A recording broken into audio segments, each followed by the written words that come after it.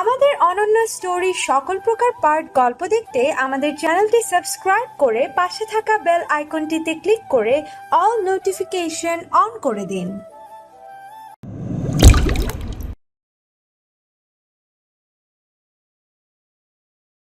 সামিয়ার হাত থেকে আমার হাত ছাড়িয়ে নিয়ে কোনো কথা না বলে সজোরে একটা চড় মেরে বললাম, কি বিশ্বাস করব তোর কথাগুলো?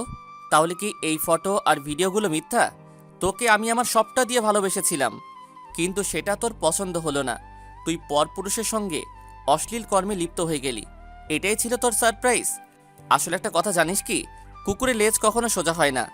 কুকুরের লেজে যদি তেল মধু ঘি মাখিয়ে দিস তবুও সোজা হবে না। সেই রকম তুই তোর সব কিছু ভুলে যে তোকে আবারও এই বুকে জড়িয়ে নিয়েছিলাম, কিন্তু তুই আমার ভালোবাসার শেষ এই প্রতিদান কি দিলি? আচ্ছা তুই কি বলতে পারবি আমার ভালোবাসার মধ্যে এমন কি ভুল ছিল যার জন্য আজকে আমার বুকে এই দহন জ্বালিয়ে দিলি? এসব বলে আর কোনো লাভ নেই, তুই এখন আমার বাড়ি ছেড়ে চলে যা। চাই না তোকে আর, আমি চাই না তোর মতো পাপির মুখ দেখতে। সামিয়া আমার কথাগুলো শুনে আমার পা জড়িয়ে ধরে কান্না করতে করতে বলল, প্লিজ শাহিদ, আমার কথা শোনো। এসব মিথ্যা, আমি এসব কিছুই করিনি। কি শুনবো? আমি আর কিছু শুনতে চাই না। আমি আর চাই না কোনো পাপির মুখের দিকে তাকাতে। শাহিদ, তুমি আমাকে ছেড়ে দিলে আমি কোথায় যাব বলো? প্লিজ শাহিদ, তুমি আমাকে এরকম সাজা দিও না। আমি তোমাকে ছাড়া বাঁচবো না। আমি সামিয়ার কাছ থেকে ছাড়িয়ে নিয়ে বললাম, কেন? আমি ছাড়া কি তোর আর কেউ নেই? যাদের সাথে বেড শেয়ার করেছিলি তাদের কাছে যাবি? সামিয়ার মাথা হেলে কান্না করেই যাচ্ছে। আমি ধমক দিয়ে বললাম, কি হলো, কথা কানে যাচ্ছে না? তোকে আর আমার চোখের সামনে দেখতে চাই না। এই মুহূর্তে চলে গেলে খুশি হব। সামিয়া আমার মুখের দিকে তাকিয়ে চোখের কোণে পানি নিয়ে এসে একটা মুচকি হেসে বলল, আমি চলে গেলে তো ভালো থাকবে। ঠিক আছে, আমি চলে যাচ্ছি। একটা কথা জেনে রেখো, আমি তোমাকে নিজের থেকেও বেশি ভালোবাসতাম, কিন্তু সেটা তুমি দেখলে না। দেখলে শুধু আমার নামে থাক, আর বললাম না। প্লিজ, যেটা দিতে চেয়েছিলাম সেটা দেওয়া হলো না, হয়তো আর দেওয়াও হবে না। ভালো থেকো, শরীরের যত্ন নিও, আর আব্বু আম্মুকে দেখে রেখো। আর পারলে একটা ভালো পবিত্র মেয়েকে বিয়ে করে নিও। আব্বু আম্মু, আমি সরি, আমি তো আর আপনাদের মেয়ে না। শুনুন, আমার জন্য আপনার মান সম্মান নষ্ট হয়েছে, এই জন্য আমি আপনাদের দুজনের কাছে ক্ষমা চেয়ে নিচ্ছি। আমাকে ক্ষমা করে দিয়ে। এরপরে সামিয়া আমার আম্মুর কাছে যেতেই আম্মু বলল, মারে, তুই এই কাজ কিভাবে করলি? তোকে তো আমি নিজের মেয়ের মতোই ভালোবাসতাম। আমি জানি আমি খারাপ, অপবিত্র, আর আমি আসতেও চাই না আপনাদের কাছে এই পাপী মুখ নিয়ে, কিন্তু আমি আপনাদের কাছে একটা অনুরোধ করছি। প্লিজ, আজকের রাতটা আমাকে এখানে থাকতে দিন। কথা দিচ্ছি, কালকে সকালে এই পাপী মেয়ের মুখ কাউকে না দেখেই চলে যাব। যার সঙ্গে 1 বছর থেকে চলাফেরা করা, সেই যদি আমাকে চিনতে না পারে, তাহলে আপনারা দূর থেকে আমাকে চিনবেন কি মা? এর থেকে আমি আপনাদের থেকে দূরে থাকি। আব্বু আম্মুকে কিছু বলতে না দিয়ে আমি বললাম, আমি কোনো ছলনাময়ীকে চোখের সামনে দেখতে চাই না। সামিয়া আর কিছু না বলে চোখের পানি মুছতে মুছতে বাসা থেকে বের হয়ে গেল। আমি রুমে এসে দরজা লাগিয়ে দিয়ে বালিশে মুখ গুজে কান্না করতে লাগলাম। কেন আমার ভাগ্যে এসব হয়? সামিয়া, আমি তো সব কিছু ভুলে তোমাকে আপন করে নিয়েছিলাম, কিন্তু তুমি কেন আবার আমার সাজানো স্বপ্নগুলোকে ভেঙে দিয়ে চলে গেলে? সামিয়ার সাথে কাটানো মুহূর্তগুলো মনে হচ্ছে আর বুকের ভিতর হৃদস্পন্দন বন্ধ হয়ে যাচ্ছে। সকালে বালিশে মাথা দিয়ে চোখ বন্ধ করে শুয়ে আছি। সারা রাত একটু ঘুম হয়নি। রাতে আম্মু খাওয়ার জন্য ডেকেছিল, কিন্তু আমার খাওয়ার ইচ্ছেটাই মরে গেছে। কে যেন দরজায় টোকা দিচ্ছে। উঠে দরজা খুলে দেখি তিশা দাঁড়িয়ে আছে। তিশা আমাকে জড়িয়ে ধরে কান্না করতে করতে বলল, ভাইয়া, প্লিজ আমাকে মাফ করে দে। আমি যদি ফুপি আর আঙ্কেলকে তোদের কথা না বলতাম, তাহলে তোদের বিয়েও হতো না, আর আজকে তোকে এই কষ্ট সহ্য করতে হতো না। আরে পাগলি, তোকে আগেও বলেছি যা ভাগ্যে আছে সেটাই হবে। আর সবচেয়ে বড় কথা, যে কখনো ছিল না তাকে বেঁধে রাখা যাবে না। এটা ছিল তার মোহ। আবার সে যদি ভাগ্যে থাকে তাহলে আবার আসবে। খুব কষ্ট করে কথাগুলো বললাম। কথাগুলো বলার সময় চোখ দিয়ে পানি বের হতে লাগলো। তিশার চোখের আড়ালে মুছে ফেললাম। ভাইয়া, তুই এত ফ্রিভাবে কথা বলেছিস কি করে? তোর কি তার জন্য একটু কষ্ট হচ্ছে না? আমি তিশার কাছ থেকে সরে ড্রেসিংয়ের সামনে দাঁড়িয়ে বললাম, না রে, কার জন্য কষ্ট হবে? এসব কষ্ট সহ্য করার অভ্যাস আছে। তবে এখন তাকে ভুলতে কষ্ট হবে, আস্তে আস্তে ঠিক হয়ে যাবে। ভাইয়া, আমি বুঝতে পারছি তোর মনে অন্য কিছু চলছে। এমন কিছু করিস না যাতে আবার ফুপি আর আঙ্কেল কষ্ট পায়। আমি একটা মিথ্যা মুচকি এসে বললাম, আরে না, তুই নিচে যা, আমার ভালো লাগছে না, আমি রেস্ট নিব। তিশা চলে যাওয়ার পরে আমি আবারও কাঁথা মুড়ি দিয়ে শুয়ে থাকলাম। একটু পরে আম্মু একটা প্লেটে খাবার নিয়ে আসলো, না খেতে চেয়েও জোর করে খাইয়ে দিল। খাবার খাওয়ার সময় মনে পড়ে গেল সামিয়ার কথা। প্রতিদিনই আমার হাতে তুলে খেত। এই তো কয়েকদিন আগে ডিনার করার সময় আমার হাতে তুলে খাবে, আমাকে খাইয়ে দিতেই হবে। কি আর করার, খাইয়ে দিচ্ছে আর সে খাচ্ছিল। হঠাৎ করে প্রশ্ন করলো, শাহিদ, তুমি কি আমাকে সারা জীবন এইভাবে তোমার হাত দিয়ে তুলে খাইয়ে দিবে তো? দিব না কেন? আমার 5টা নয় 3টা নয়, আমার একটা মাত্র বউ, তাকে যদি খাইয়ে না দেই তাহলে কাকে দিব? হ্যাঁ, তোমার হাতে তুলে না খেলে আমার ভালোই লাগে না। কথাগুলো ভাবতেই চোখের কোণায় পানি এসে গেল। আম্মু তা দেখতে পেয়ে বলল, কি হয়েছে বাবা? কিছু না আম্মু। বাবা, যা হওয়ার তা হয়ে গেছে। এখন এসব ভেবে নিজেকে কষ্ট কেন দিচ্ছিস? আমি নিজেকে না পেরে আম্মুকে জড়িয়ে ধরে কান্না করে দিলাম। আম্মু আমার মাথায় হাত বুলিয়ে দিয়ে সান্ত্বনা দিতে লাগলো। অতিবাহিত হয়ে গেল 4 দিন। 4 দিনে রুম থেকে কোথাও বের হইনি, কোথাও ভালো লাগে না, বন্ধুদের সাথেও কথা বলিনি। তারা এখন ব্যস্ত হওয়ায় আগের মতো আর আড্ডা দেওয়া হয় না। রুমে বসে আছি, তখন রাফি, সিফাত আর মিমি আসলো। রাফি আমার কাছে এসে বসলো, এরপরে আমাকে বলল, দোষ, তোদের মধ্যে কি হয়েছে বলবি? শুনলাম সামিয়া নাকি শিয়াবের সাথে। আমি রাফিকে জড়িয়ে ধরে কান্না করে দিয়ে বললাম, হ্যাঁ রে। এরপরে সব কিছু বলে দিলাম তাদেরকে। তোর কোথাও ভুল হচ্ছে না তো? না রে দোস্ত, কয়েকদিন আগে আমি শিহাব আর সামিয়াকে একটি পরিত্যক্ত বাসায় যেতে দেখছিলাম। এছাড়া তারা প্রায়ই বসে থেকে কফি খেতে গল্প করত, বাট কখনো বুঝতে পারিনি যে সে আমাকে এত বড় ধোকা দিবে। দোষ, প্লিজ ভেঙে পড়িস না, চল বাইরে থেকে ঘুরে আসি। না রে, আমি যাব না, তোরা যা। তা বললে তো শুনবো না, তুই আমাদের সাথে কিছু সময় আড্ডা দে, তাহলে ভালো লাগবে। ওদের দুজনের জোড়াজোড়িতে গেলাম। আসলে এদের মতো বন্ধু পাওয়াটা ভাগ্যের ব্যাপার।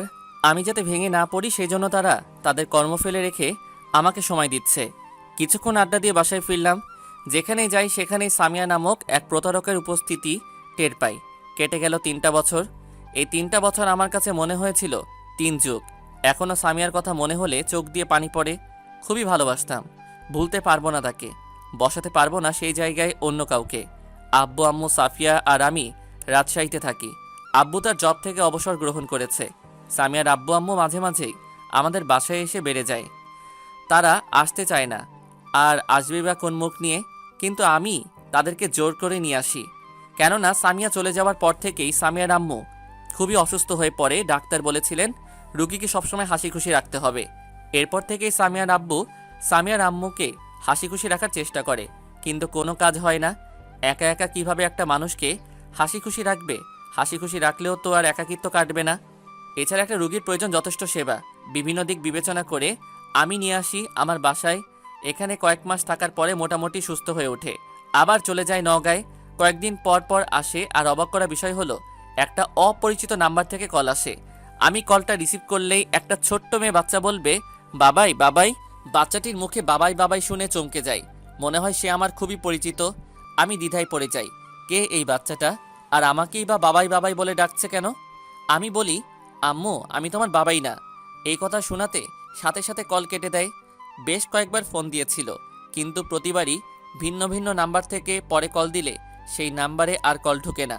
অফিসে বসে থেকে কাজ করছি, লাঞ্চ টাইম হয়েছে, বাট আর কয়েকটা ফাইল থেকে করে একেবারে উঠে নামাজ পড়ে লাঞ্চ করব।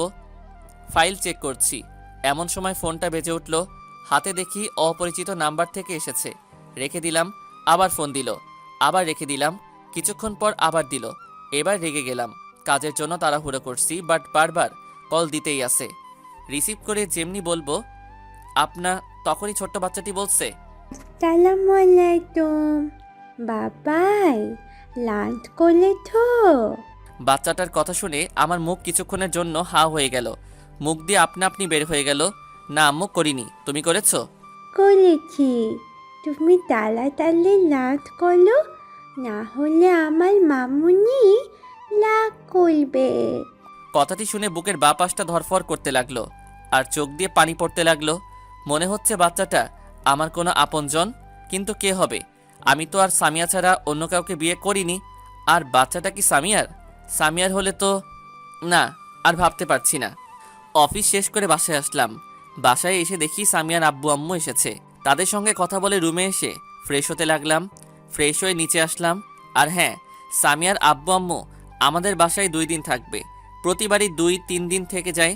রাতে ডিনার করে সকলে বসে থেকে আড্ডা দিচ্ছে। এমন সময় সামিয়ার আব্বু বলল, বাবা আর কতদিন একা একা থাকবে? ভালো মেয়ে দেখে বিয়ে করে নাও। হ্যাঁ সাইদ বেয়াই কিন্তু ঠিক বলেছেন। তুমি আর কতদিন অপেক্ষা করবে? যা হওয়ার তা হয়ে গেছে, এখন নতুন করে শুরু করো। তাছাড়া আমাদেরও তো নাতি নাতনির সাথে খেলাধুলা করার ইচ্ছা আছে। দেখো, আমি তোমাদের অনেক আগে থেকেই বলে আসছি, আমার পক্ষে বিয়ে করা সম্ভব নয়। আমি সামিয়ার জায়গায় অন্য কাউকে বসাতে পারবো না। তবুও কেন তোমরা বারবার একই কথা বলো? আর আর কারো কথা না শুনে রুমে এসে সামিয়ার ছবি বুকে নিয়ে কান্না করতে লাগলাম। কেন সামিয়া, তুমি আমাকে ঠকিয়ে ছেড়ে চলে গেলে? আমি তো তোমাকে ভালোবেসে গিয়েছিলাম, তার বিনিময়ে তুমি আমাকে এটাই প্রতিদান দিলে। দেখো, আজকে তোমার বাবা মাও আমাকে বিয়ে করতে বলছে, কিন্তু আমি কি করে তোমার জায়গায় অন্য কাউকে বসাবো বলো? তুমি না হয় আমায় ধোকা দিয়েছিলে, তোমার মনে আমাকে ছাড়া অন্য কাউকে স্থান দিয়েছিলে। আমি তো আর পারবো না এই মনটা অন্য কাউকে দিতে। পরের দিন অফিসে বসে কাজ করছি। পিয়ন এসে বলল কে যেন আমার সঙ্গে দেখা করতে এসেছে। আমি তাকে ভিতরে আসার অনুমতি দিলাম। একটু পরে লোকটি ভেতরে আসলো, আর আমি মাথা নিচু করে কাজ করছি। মাথা তুলে লোকটাকে দেখেই বসা থেকে দাঁড়িয়ে গেলাম। লোকটি হলো শিহাব, যে আমার থেকে আমার সামিয়াকে কেড়ে নিয়েছে আমার জীবন থেকে সুখ নামক বস্তুটাকে। চেয়ার থেকে উঠে তার সামনে যেয়ে শার্টের কলার চেপে ধরে বললাম, আবার কেন এসেছিস আমার সামনে? আমার থেকে আমার সামিয়াকে কেড়ে নিয়েছিস, তবু তোর মন ভরেনি? আবার কেন এসেছিস? শিহাব আমার হাত ধরে কান্না করতে করতে বলল, প্লিজ শাহিদ, তুমি আমাকে মাফ করে দাও। আমি তোমাদের সংসারে অশান্তি সৃষ্টি করে দিয়েছি, যার ফলে এখন আমাকে ভোগ করতে হচ্ছে। মানে? শিহাব কান্না করেই যাচ্ছে। আমি কিছু বুঝতে পারছি না কি হয়েছে তার, সে এমন করছে কেন? আমি আবার বললাম, কি বোঝাতে চাচ্ছিস তুই? আসলে তোমার স্ত্রী সামিয়ার সাথে আমার কোনো সম্পর্ক নেই। কি বলতে চাচ্ছিস তুই? হ্যাঁ, আমাদের মাঝে সম্পর্ক নেই। সামিয়াকে প্রথম দেখাতেই আমার মনের মধ্যে অন্যরকম ধারণা কাজ করে। এক কথায় তার শরীরের উপর আমার লোভ হয়।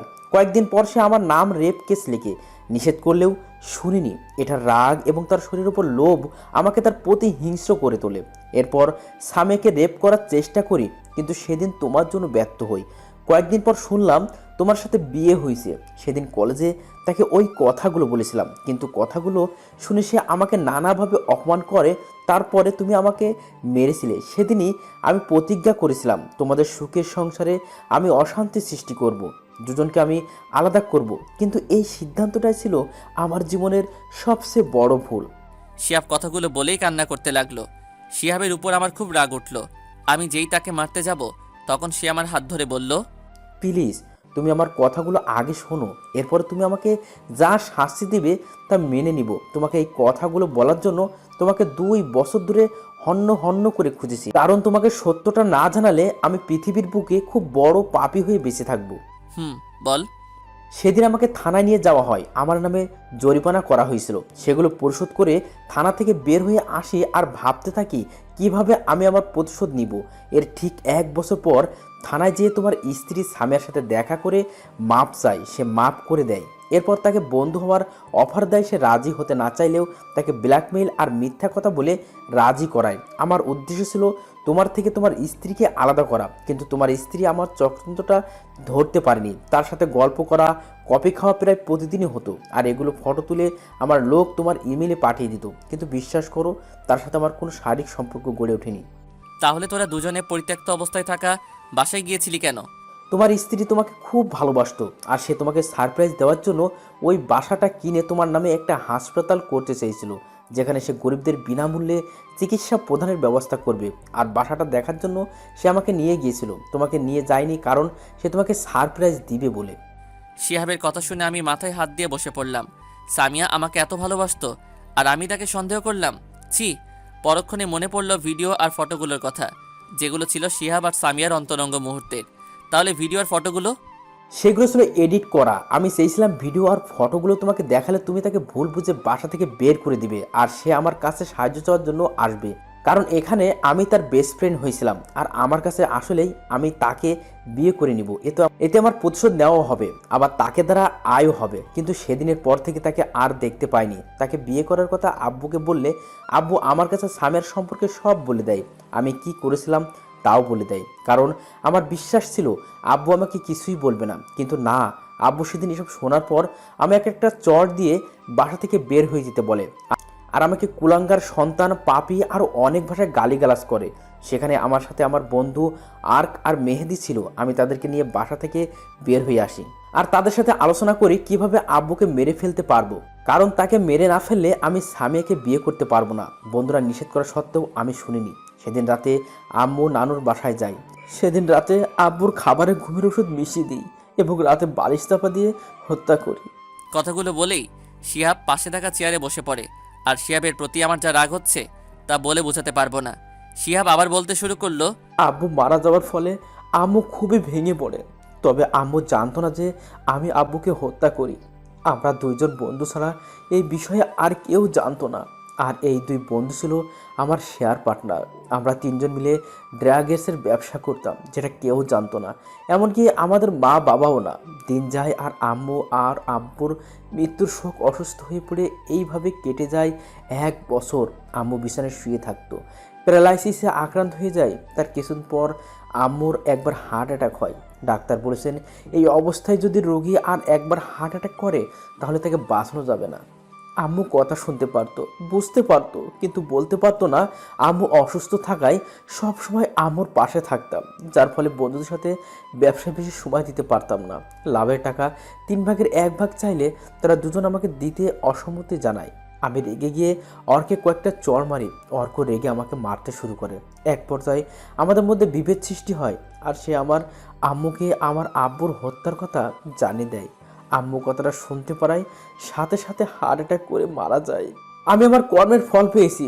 যদি তোমাদেরকে আলাদা না করতাম, তোমাদের মধ্যে অশান্তি সৃষ্টি না করতাম, তাহলে আজকে আমি আমার পিতা মাতাকে হারিয়ে ফেলতাম না, আজ আমি অনাথ হতাম না। শাহিদ, তুমি আমাকে যা শাস্তি দিবে তা আমি মাথা পেতে নিব, তবু আমাকে মন থেকে মাফ করে দাও। এই কথা বলেই শিহাব আমার পা জড়িয়ে ধরলো। আমি শিহাবকে পা থেকে তুলে 2টা চড় মেরে কলার ধরে বললাম, কেন করেছিস তুই এসব? দেখ, আজকে আল্লাহ তোর শাস্তি নিজ হাতে দিয়েছেন, আর কোনোদিন যেন তোকে আমার সামনে না দেখি। আমি অফিস থেকে কোনো মতে বাসায় চলে আসলাম। বাসায় এসে আম্মুকে জড়িয়ে ধরে কান্না করতে লাগলাম। আম্মু কিছুটা অবাক হয়ে গেল। আমার মাথায় হাত বুলিয়ে দিতে দিতে বলল, কি হয়েছে বাবা, কি হয়েছে তোর? আম্মুর পাশে সামিয়ার আম্মু বসেছিল। আম্মু আমাকে বলল, সাইদ, তোমার কি হয়েছে? আমি কান্না করতে করতে বললাম, আম্মু, সামিয়া সামিয়া কি হয়েছে? সামিয়ার নির্দোষ। সামিয়ার কোনো দোষ ছিল না। মানে? এরপরে শিহাব আমাকে যা কিছু বলেছিল সব কিছু বললাম তাদেরকে। আমার কথা শুনে সামিয়ার আম্মু সেন্সলেস হয়ে পড়ল। ডাক্তার আঙ্কেলকে ফোন দিলাম। একটু পরে ডাক্তার আঙ্কেল চলে আসলো। চেক আপ করে বলল হার্ট অ্যাটাক করেছেন।